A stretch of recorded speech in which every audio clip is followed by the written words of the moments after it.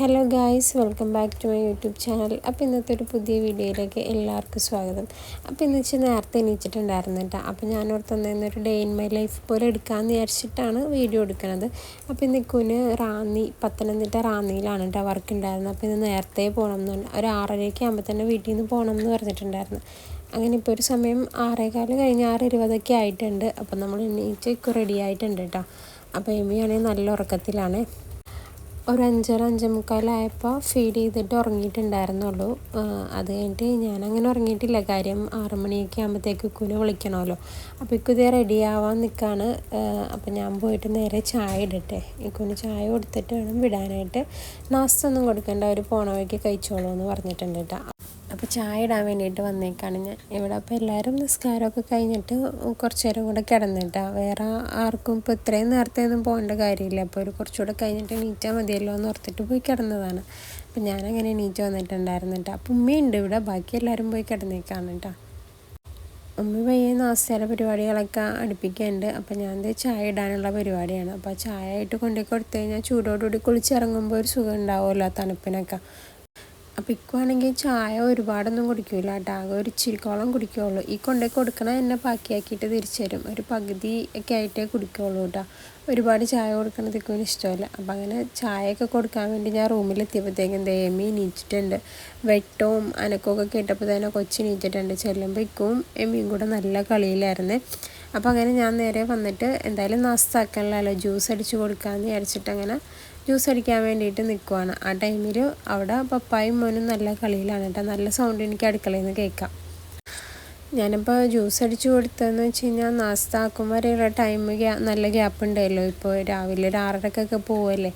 അപ്പോൾ നാസ്ത എന്തായാലും ഒരു 8:30 9 മണിയൊക്കെ ആകുമ്പോഴേ നാസ്ത ആക്കുള്ളൂ. അപ്പോൾ അതുവരെയും വിശക്കാതിരിക്കാൻ വേണ്ടിയിട്ട്, അല്ലെങ്കിൽ ഒന്ന് വയറ് ഫില്ലായിരുന്നോട്ടെ എന്ന് വിചാരിച്ചിട്ടാണ് ആ ടൈമിൽ ജ്യൂസ് കൊടുത്തിട്ടുണ്ടായിരുന്നത്. അപ്പോൾ ഞാനത് ആ പരിപാടിയിലൊക്കെ നിൽക്കുമ്പോൾ ഉമ്മിതേ പാത്രമൊക്കെ കഴുകി നാസ്തയുടെ പരിപാടിയിലൊക്കെ നിൽക്കണേ. ഇവരെല്ലാവരും ഇവിടെ ഇരുന്ന് കളിച്ചുകൊണ്ടിരുന്ന സൗണ്ടാണ് എനിക്ക് അടുക്കളയിൽ നിന്ന് കേൾക്കാൻ പറ്റിയിട്ടുണ്ടായിരുന്നത്. അങ്ങനെ കൊച്ചിനെയൊക്കെ കിടത്തിയിട്ട് നേരത്തെ ജ്യൂസും കുടിച്ചേക്കും ഇറങ്ങുവാണ് കേട്ടോ. അപ്പോൾ ഒരു 6:30 സമയമായിട്ടുണ്ട്. അപ്പോൾ തന്നെ എമിയും എണീറ്റ് പോന്നിട്ടുണ്ടായിരുന്നു കേട്ടോ. അവൻ അങ്ങനെ ഉറങ്ങിയിട്ടില്ല. പിന്നെ നല്ല കളിയിലൊക്കെ ആയിട്ടിരിക്കണായിരുന്നു.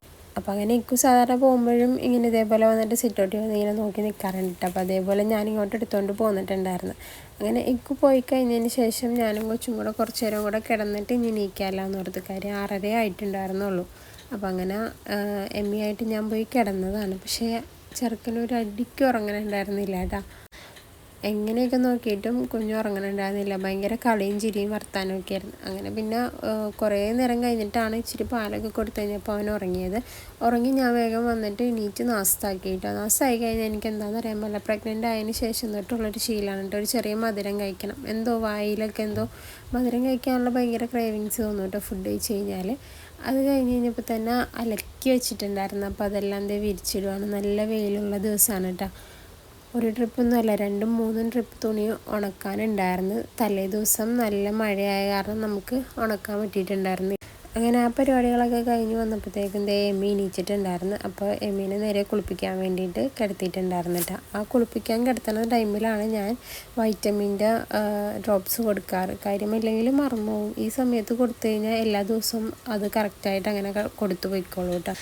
അപ്പോൾ ഇച്ചിരി വെച്ചിട്ടാണ് കേട്ടോ, ഓരോ തുള്ളി വെച്ചിട്ടാണ് കൊടുക്കാറ്. കാര്യം അവന് ചെറിയൊരു മൂക്കടപ്പ് പോലെയൊക്കെ ഉണ്ട്. അപ്പോൾ ഇതിൻ്റെ ഭയങ്കര മധുരമാണ്. പക്ഷേ അതിൻ്റെ ഒരുപാട് കുത്തലും മധുരം ചെല്ലുമ്പോൾ പെട്ടെന്നൊരു ബുദ്ധിമുട്ട് പോലെ കാണിക്കണം. അപ്പോൾ അത് കാരണം ഞാൻ ഇച്ചിരി വെച്ചിട്ടാണ് കേട്ടോ കൊടുക്കൽ.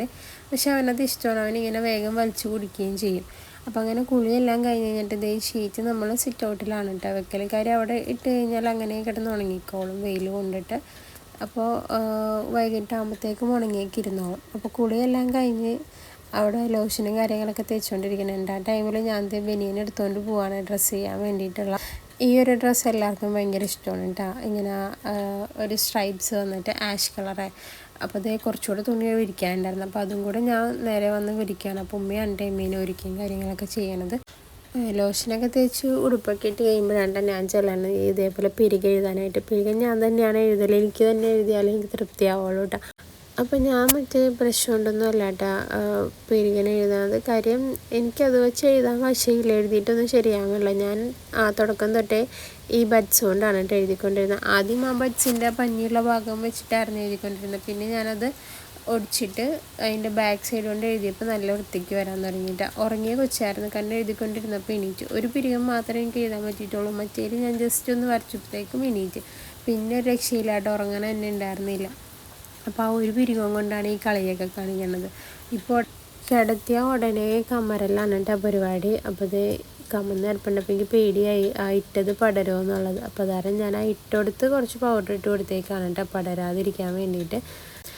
അതിനുശേഷം ഫുഡ് കഴിച്ചിട്ടുണ്ടായിരുന്നു കേട്ടോ. ഉച്ചക്കടുത്ത ആ ക്ലിപ്പിങ്സ് ഒന്നും എടുക്കാൻ പറ്റിയിട്ടുണ്ടായിരുന്നില്ല. ചെറുക്കൻ ഉറങ്ങിയിട്ടില്ലല്ലോ. അപ്പോൾ അത് കാരണം ആ ബേളവും കമ്മരലും അതിനെടുക്കലൊക്കെ ആയിരുന്നു കേട്ടോ.